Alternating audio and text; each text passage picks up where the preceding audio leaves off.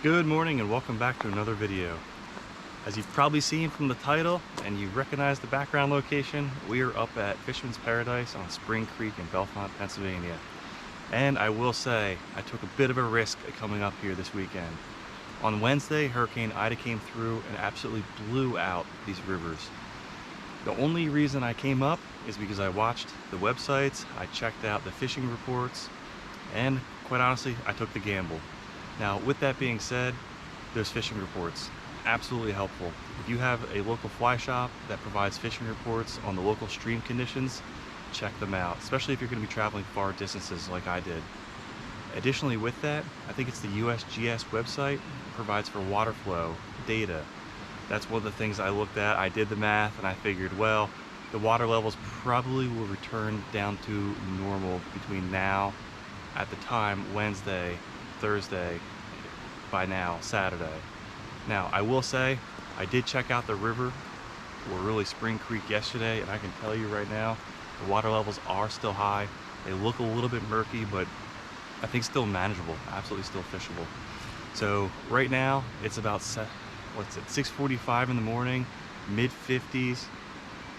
I'm gonna fish or attempt to fish some trico patterns between 7 and 11 this morning.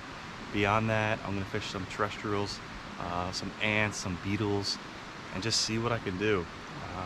I'm not expecting much. I'm starting here because this is what is familiar with me, or what I'm really familiar with. I want to go wading, but if the water levels just aren't conducive to a good wading environment, it might not even be worth it. And actually, it could be too dangerous as well. So I'm gonna try my luck. We're gonna go along and we're gonna see what we can catch. So I don't know. I hope to catch something and pop over to TCO and let them know that, hey, you know, the river conditions are really, you know, Spring Creek is looking good. This is what's been working for me. But I am a little bit nervous with the river, really how high it is. So we'll see. I'm gonna strap up and get going. All right, look at that gorgeous sunrise. Hitting it right at sunrise too. Sunrise was at 6:41 this morning. So let's go see if these fish are hungry. This morning, like I had said, not until about 7, I'm gonna try some trico right now. I'm gonna run with an ant with wings. This has proven successful for me before. And as you can see, some of the spots that I did walk in earlier in my previous videos, you know, are just completely flooded out. The water is definitely murky, but still going to attempt to fish it. Of course, came all this way. Last time I was up here, there were a lot of fish that were hanging out in these, you know, in these bank areas. So we'll definitely be able to see once the sun kind of hits the water. I can almost see the bottom.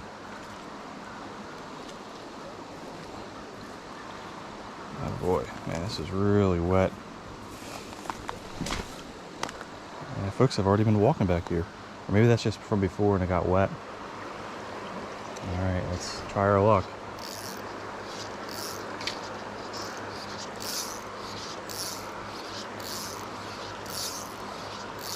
Now, I know that the water, you know, the cloudiness of the water is going to affect, you know, how well fish are going to be able to see what's on the surface. I know that. And it's actually affecting me because I have no idea where that thing landed. Oh man.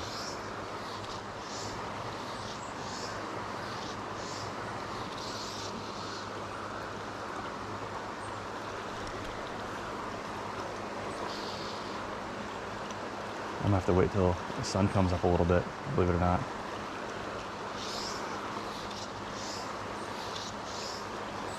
I have to put like a strike indicator on my leader because I can't even see where that thing landed. I have no idea.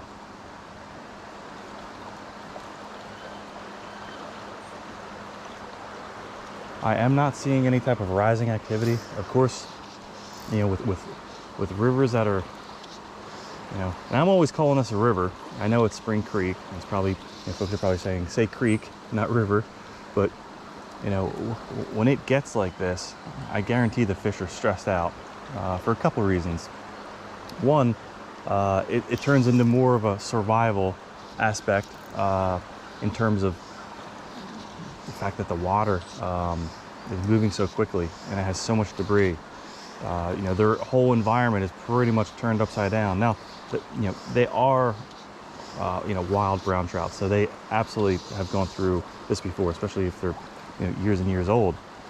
Now, Hurricane Ida did bring inches upon inches of rain up here. Now, the second point of that is with a lot of the rainwater that's coming in, it's going to spike the temperature of the creek. So the one thing I did notice, and I haven't tested it, and I should actually test it, is the temperature of this water. Now, I'm guessing that it has dropped back down to the appropriate level, but if that water gets to be too warm, you know, these fish are going to become stressed out. The oxygen levels are going to drop. It's just absolutely not going to be conducive, you know, for them to even want to think about eating. So I might even wait just a little bit for that sun to come up and I guess cast some light onto the water surface, because, you know, even seeing something like this from about 10-15 feet away is nearly impossible. All right, I hope you guys can see that beautiful blue Penn State skies. So the sun's coming up, I can see it glistening off the water. Again, tied on a little trico. I think that's the male pattern. And we're gonna just try it over here. Of course, hoping that the water isn't moving just, whoa, way too fast. First stepped on my line. All right.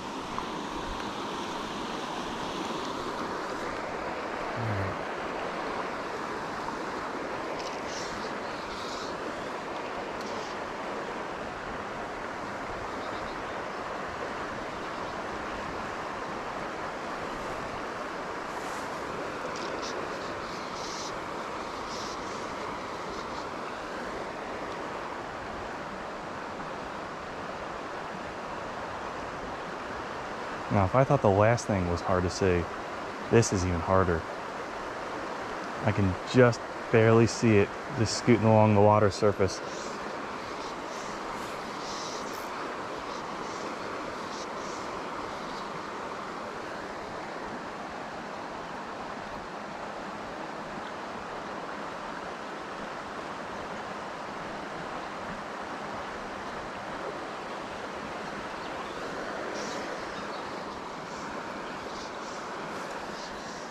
Walk a little bit farther in.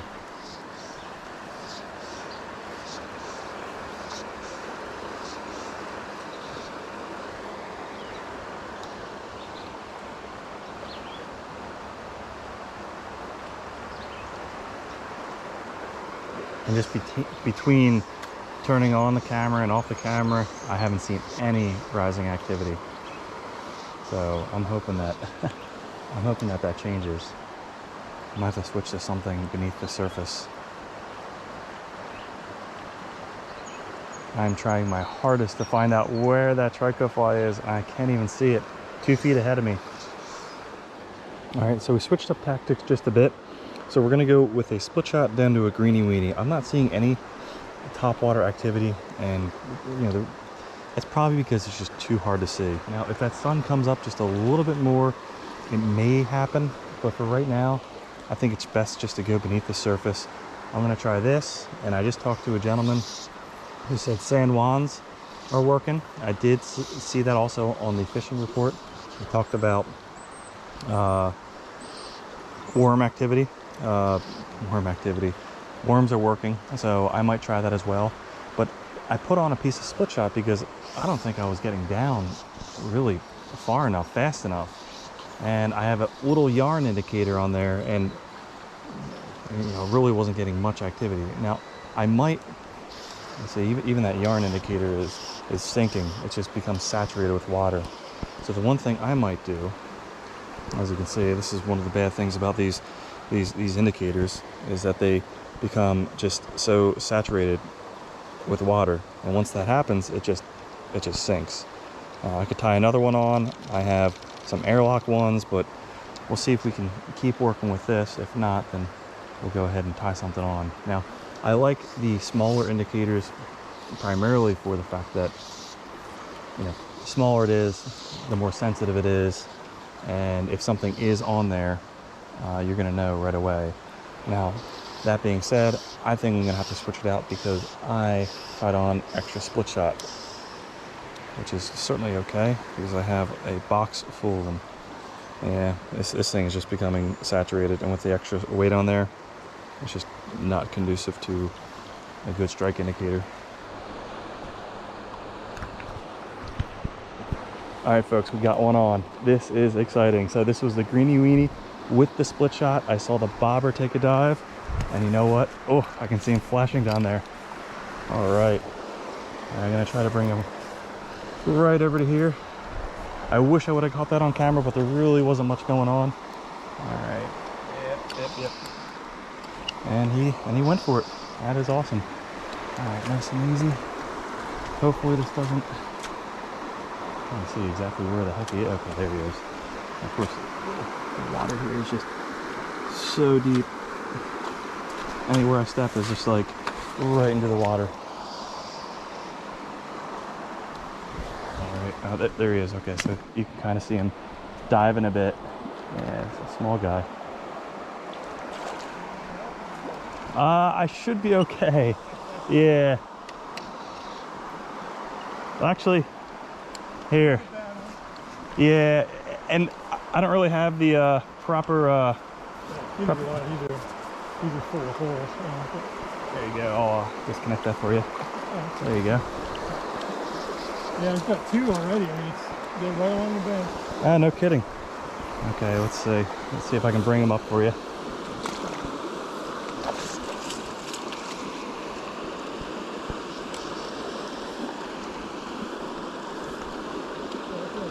Oh, wow. Yeah. All right, here. I'll untangle you. Hey, thank you, sir. Yeah, not a problem. There, it's caught around your right boot there. Oh, sorry. That's quite all right. Quite all right. All right. Yep. Greenie weenie went and took it. Okay, let's get this guy off the hook as quickly as possible. I know, bud. I know. Absolutely gorgeous fish. Yeah, right on the lip. Okay. Okay, let me. You know what? I hate leaving these guys out of the water any more than necessary. I'm going to place him down just to get him, just to calm him down a bit. All right, had to get a little bit of assistance, but you can see I'd be, all right, bud, that's all right. I'd be literally stepping right into the water, and maybe I should get, knee-high boots. All right. Wow, that is exciting. I was expecting to catch one this morning. Okay, so wet the hands. Hands are already wet, but wet them again. Take that greenie weenie right off him there. There we go. Okay, there we go. Wow, those gorgeous colors. Gorgeous colors. Yep. So that's what he took. He took the greenie weenie, the smallest split shot I have, and of course the strike indicator, which is over there. It's the orange piece in the trees, in the bushes rather. And he took it. I wasn't expecting to catch anything on a greenie weenie this morning, but he was excited for it. All right. Yep. And this water is cold, so definitely no issues there. So I'm going to take a quick picture of this beautiful fish. Grab my phone real quick. All right, step out of the line.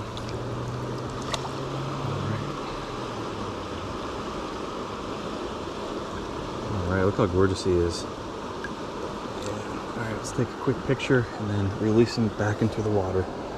Oop, get that stick out of the way. All right. Yep, freezing cold water. Wow.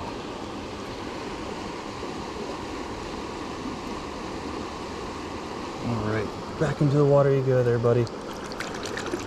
That does connect, so he will be able to get through. You can kind of see him hanging out there. All right. Well, it is 7:56 in the morning, and I caught my first fish. So I'm pretty excited. Got some help. Again, I might need to get some new shoes because these things are probably going to be soaked by the time noon comes around. And of course you can see the mud. The mud is just everywhere. Definitely want to stick this thing back into my my sling bag without at least cleaning it off a bit first.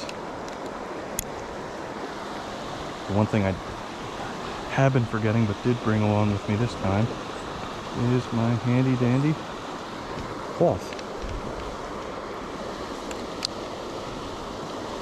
Alright, so again, I heard that the worms were working. I heard that the green weenies are working from a very, very good source.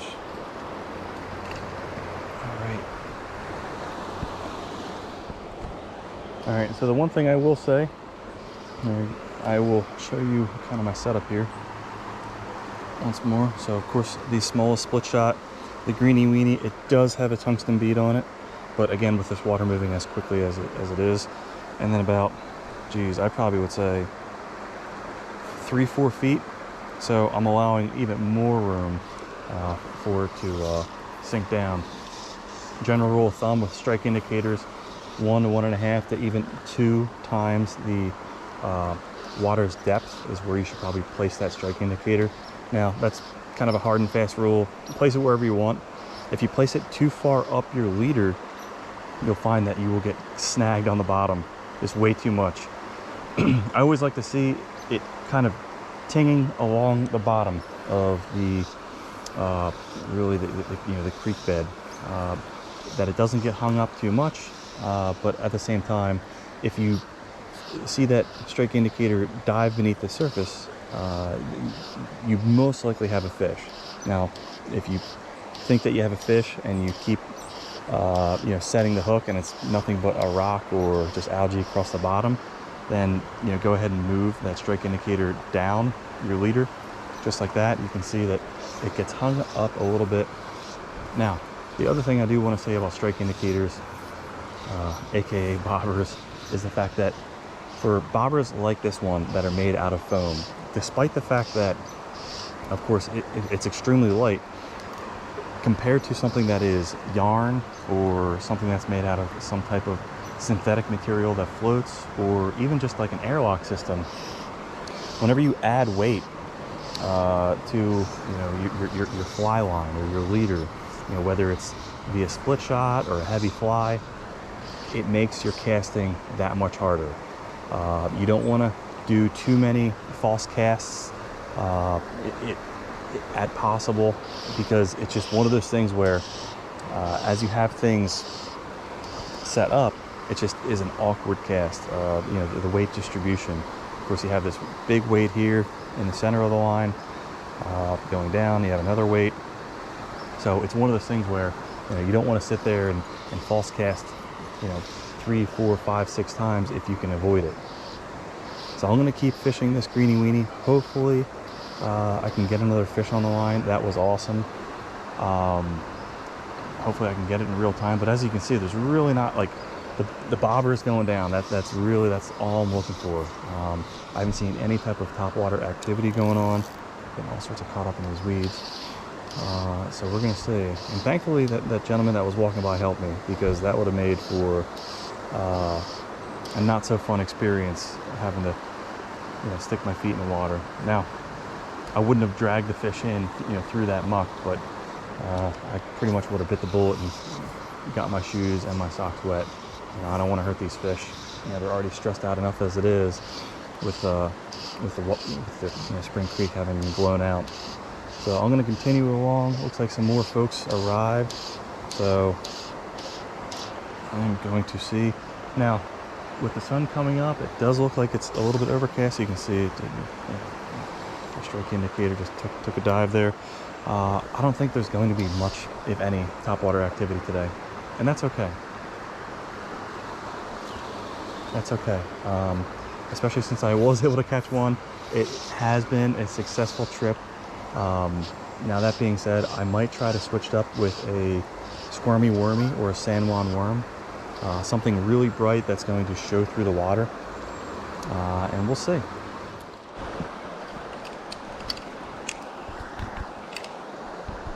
Alright folks, got another one. I think it hit the greeny weenie, which it probably did, right along the bank here. So I'm going to try to guided in. I wasn't having any luck whatsoever. I switched things up. I got things caught up. I had a snag. I lost my favorite beetle, which I'll tell you about. All right.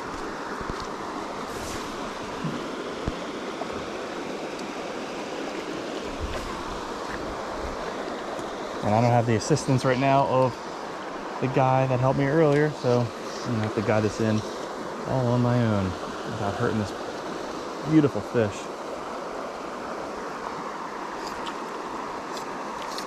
And he's fighting it for sure. Oh, you got him. Where is he? He's swimming downstream, upstream. Come on. Oh, got him. Beautiful, beautiful fish. Okay. Let's get him set up here. Put him back in the water. Oh, lay the rod down. All right. So this is what I was working. A little bit of a sinking ant. That's thoroughly caught around my net now.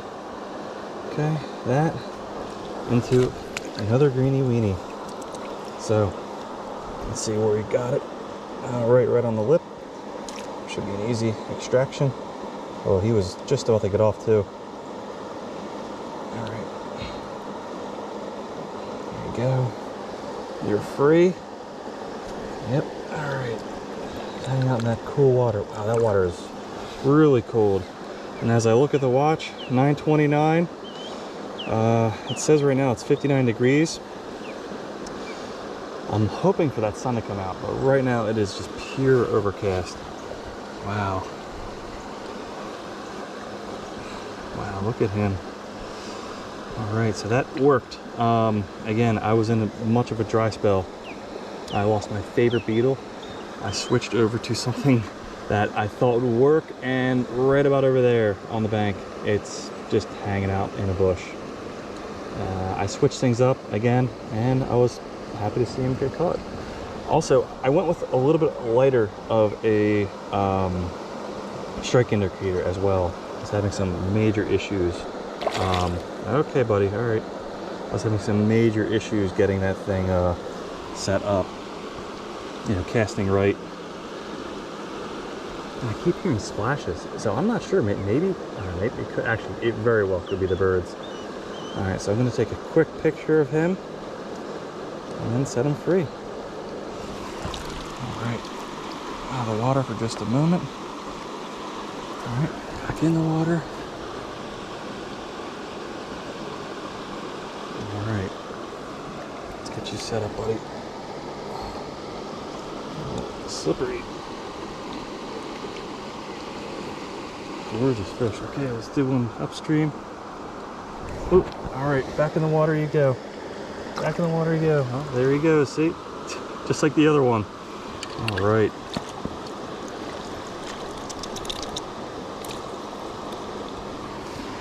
Gorgeous brown trout. Number 2. Again, 9:29.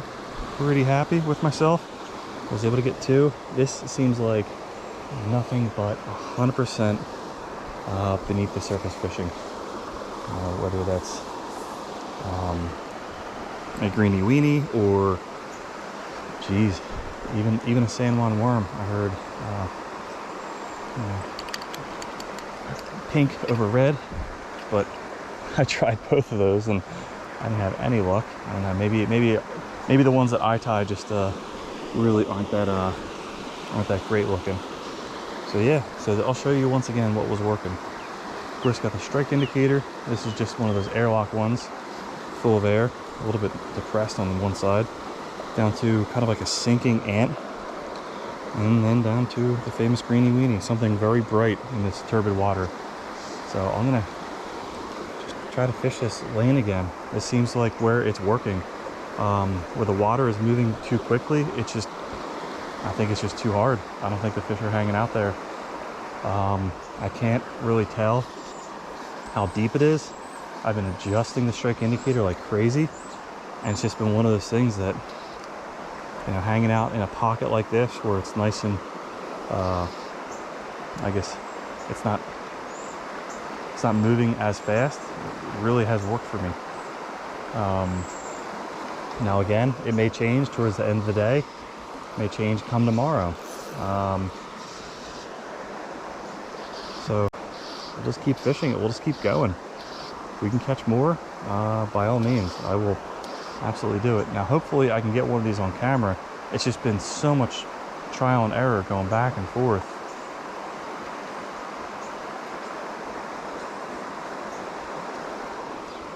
Back and forth with you know, trying out different things, and that really is the biggest thing with, you know, fishing.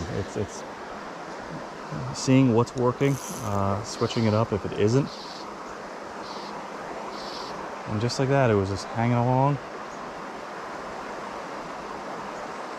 and I saw the strike indicator go underneath the water. I set the hook, and the moment I set the hook, I started feeling that, you know, the line kind of dance on the end of my pole. And I can definitely tell that that there is a trico hatch out. Try to catch one of them. Maybe you saw it on camera.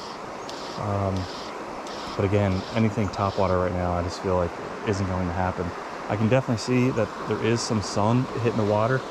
And you can kind of see it from that angle, maybe. I don't know, it's really hard to see. There's definitely a overcast happening right now. Hopefully the sun will come out, make it a little bit easier for the fish to see through this water, and catch more fish. All right, so I left the bridge area and I fished a few spots along here. Again, the water is moving pretty rapidly, but there are some shallower pools still, or you know, still water that is along the bank area. I just had to not redo my line, but get a tango out that, geez, it was bad. But I'm doing something now that I've never done before, which is go farther upstream. And there are absolutely some areas up here to fish, absolutely. Now that being said, you know, with the water moving the way it is, you know, it's kind of a, I don't want to say guessing game, but it's, you know, just gotta have to search it out. But I'm still working with the greeny weenie and the sinking ant, hoping to get something on. Right now it's about 10 in the morning, and I'm hoping that it's not a little bit, I'm hoping that it's not too late, but at the same time, you know, I really didn't have much fish activity super early in the morning. I'll have to look back to see when I caught my first fish. Yeah, I mean, this is essentially it. You know, of the times in between takes, and I say takes as if I'm trying to catch a fish while on camera, this is basically what I've been doing. You know, I can actually see that the water is getting more and more clear. It's not nearly as turbid as it was, but you know, when you look farther out, it definitely is. Definitely is a little bit too far. Okay, yeah, right there along the bank. Hopefully that's a good spot. But that's really been it, though. You know, it's kind of, oh, look at that. You guys can see that bird? What the heck is that? A falcon? Something. But that's really been it. You know, it's not nearly as exciting watching a strike indicator as, say, if I were to, you know, fish something topwater. But you know, really with the topwater, it's kind of been, it's been almost impossible. And I don't think that the fish right now are feeding up, you know, feeding off the surface. If I see that change, I will absolutely switch it up. But then again, I've already lost the beetle, so kind of bummed about that. That happens though. I know where I lost it. I'm gonna go back and get it. And the water is not nearly as crazy as it is now.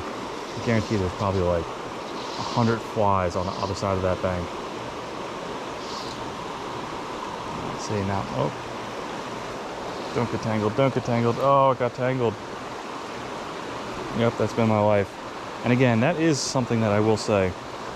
So when you do fish with strike indicators, especially ones that are larger, heavier, it changes the complete dynamic of how your fly line hits that water, how it flies through the air.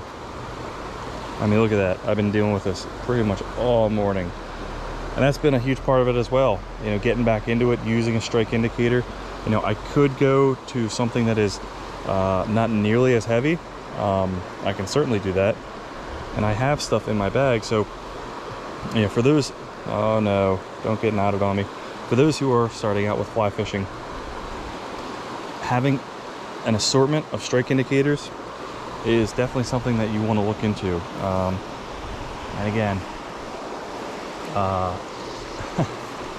there's no strike indicator that may be better than the others, but at least in the case of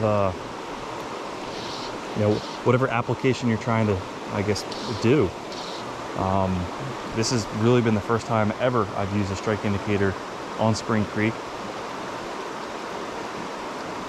and I'm surprised that I was able to actually see the strike indicator work. I feel like, I don't know, maybe last time I had a perception of, you know, the fish not striking nearly as hard, but I think that was also during the summer months, when the fish were just a little bit lethargic. All right, folks, I just had one on and he got off. That was awesome. Okay, so I changed up a little bit of my tactics, added a split shot. Since this water's moving a little bit fast, that was amazing. And I wish, oh man, I wish I had the camera on, because I saw that sucker flash. That was beautiful. Oh, no! I'm caught in the tree. All right, folks, crisis averted. I got caught in this huge tree behind me. Jeez, that would have really upset me had I lost everything after losing a fish on the line. So I'm gonna, actually, this is too dangerous. I'm gonna look at myself. Okay, so as I was saying, I had one on and it was beautiful. I saw it flat. It was actually a big one. I know every fisherman says that. Now I'm getting caught up on my line. Oh, and water's getting into my shoe. All right, bear with me for 1 second, folks. All right, so as I was saying, I added some split shot to get it down a little bit farther, and it worked. I'm actually surprised, but that fish got off. That's fishing, that happens, but I can tell you right now, that was a pretty decent size brown trout. Pretty decent size. Who knows, maybe I'll be able to get him back on. Doubtful.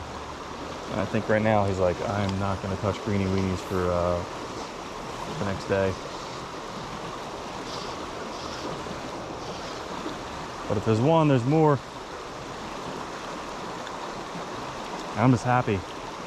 So I think I said it before, adjusting the depth with the strike indicator, also with your split shot, knowing exactly when to add more, when to take some off. It's kind of a educated guess. If you see it getting hung up on the bottom, if you see it not even twitching as it's moving, then you probably need to add more. Whoa, look at that thing. You guys see that? What is that? That is a beaver. Where are you going, buddy? That is a first. Okay, that was pretty cool. An actual legit beaver sighting. I thought it was a turtle. Okay, oh, this is pretty cool.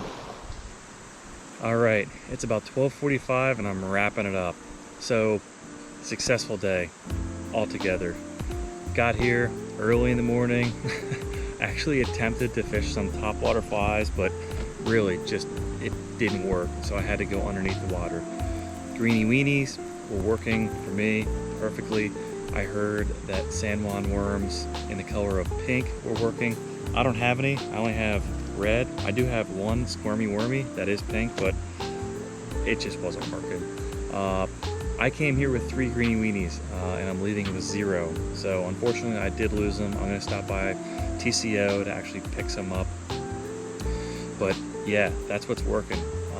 It's a little bit strange for the fact that Hurricane Ida came through and the water levels are so high and are so turbid. So it's hard to give really good recommendation. Of course, your local fly shop will have what's working. They'll have a full listing of what's working. For me, it was the Greenie Weenie. I think they had about 12 things listed there. Beyond that, I explored parts of Spring Creek and Fisherman's Paradise that I'd never seen. So I went actually farther past the bridge and saw some actually really good spots that I'm going to attempt to go back to either this evening or maybe even tomorrow morning. However, there's rain due for tomorrow. So I hope you enjoyed. I hope you liked the content that you saw, the fact that I was able to catch more fish.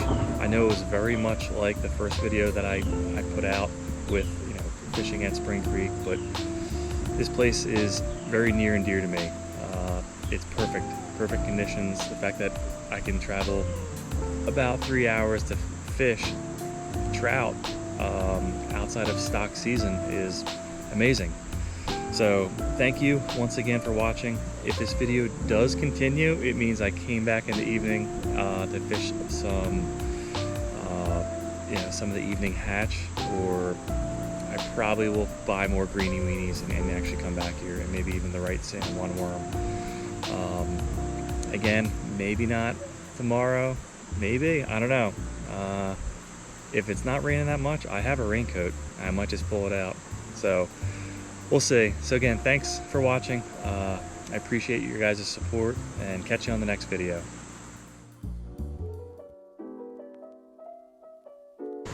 So we're back. I knew that I would be back. But really, with the weather that may be inclement tomorrow, I couldn't take the risk of coming all the way up here and missing out on an evening hatch. So I got a chance to get out of the sun, get something to eat, visit TCO Fly Shop, got hooked up with some of the Greenie Weenies that I had lost before, in addition to a few other flies. Let's see what we got here. Oh yeah, Greenie Weenies and pink San Juan worms. Also got these big suckers, forget what their names are, as well as, where's the other one? Something crazy, something, I don't know. It's brown and it has like a little fluorescent thing. So we're gonna try all three of those. Unless I can see the fact that fish are rising, I'll do maybe an ant with wings, or maybe a trico. That worked actually last time. So yeah. Also, while I was out, I went ahead and did it. I picked up an Orvis Recon. This is a 9-foot 4-weight, something honestly that I've been wanting for a very long time. The poor salesman at TCO 2 months ago when I was in there and I was ready to pull the trigger, and I didn't. I did today. Same salesman, very knowledgeable, very friendly, got me hooked up with an outfit here. I don't know why I held off on it for so long. I mean, I have a 9-foot 5-weight, and that was the first fly rod I was ever, well, that's the first one I've ever had, and it was gifted to me. And it's very special to me, and I've caught a lot of fish with it, a lot of great memories. But I also know that, you know, there's higher end type fly rods out there, and this is something that I've always looked at. This is something that I've seen through the catalogs, in fly shops. I've seen YouTube videos of folks, you know, showing it off, and it's one of those things that, you know what, yeah, it's a little bit pricey, I get that, but it's something that I'm gonna have for the rest of my life. And the 25-year warranty, I won't age myself, but I will probably be close to my 60s by the time that warranty runs up, if I ever need it, because I'm pretty careful with my stuff. But no, so 4-weight versus my old 5-weight. So the reason I went with a 4-weight as opposed to a 5-weight, well, one, for the fact that they didn't have the 5-weight in stock. But as I was talking with the salesman, he told me that really between 4 and 5-weight, I don't want to say there isn't a lot of difference, but between 4 and 5-weight, that's mainly what folks go towards, you know, for trout fishing, which I would agree with. I wanted to have a 5-weight just because I was familiar with it. I'm actually happy now, also thinking about it, that I didn't go with a 5-weight because I already own a 5-weight. It would have been a little bit too redundant. Also, I fish a lot of streams, Shenandoah National Park. A 4-weight just seems like a better fit for that. So this is my first time. I'm gonna test it out. I had to let you guys know at least because you'll see it in the video. I would like to do a review of this rod. I just want to get a few trips underneath my belt before I actually put something together. But I will say it is gorgeous. I can't stop looking at it. But anyways, I'm hoping right now it's about 5:30, 79 degrees out. I'm hoping that we can hit a little bit of an evening hatch and maybe even try out some of those greeny weenies. The one thing I did pick up that it was actually pretty funny in the store, picked up brand new tippet. So the old tippet that I was using worked for a very long time, and it's stuff that I've picked up from the internet, Amazon. It's surprising when you find something out. It's like you don't know what you don't know, and then you find something out. It's like, yeah, that tippet I was using, not the greatest. So I'm hoping that this stuff made by Rio Powerflex is gonna, just be a little better, hold knots easier, as well as not break so easily under tension. So I still kept the old stuff just in case. I don't know, maybe if I need to hang something up. But yeah, I also wanted 1 through 6. I wanted to have that for my reel. I didn't have that last time as well. So let's get out there and catch some fish. All right, folks, here we go. Oh yeah, there we go. Let's get them in, let's get them in.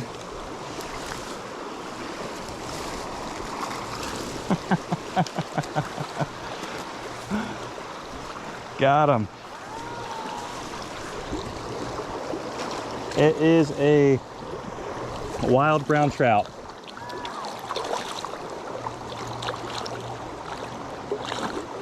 Nah, it's catch and release. Yeah, it's catch and release. Sure. Yeah.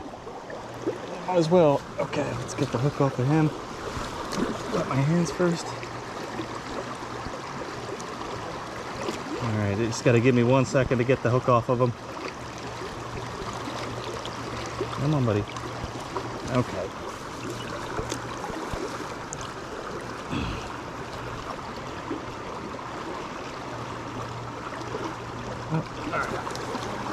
I'll need my pliers for this one. He really took this one. Yeah, beautiful fish.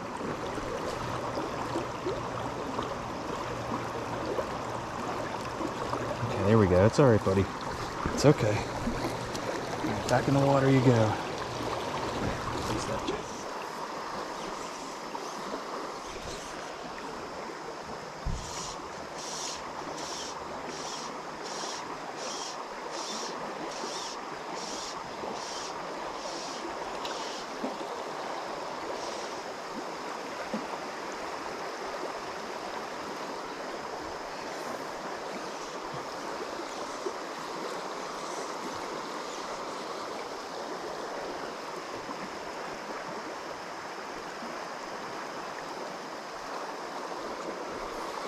Let's switch this up. This is the ant with wings. Let's switch this up with a beetle.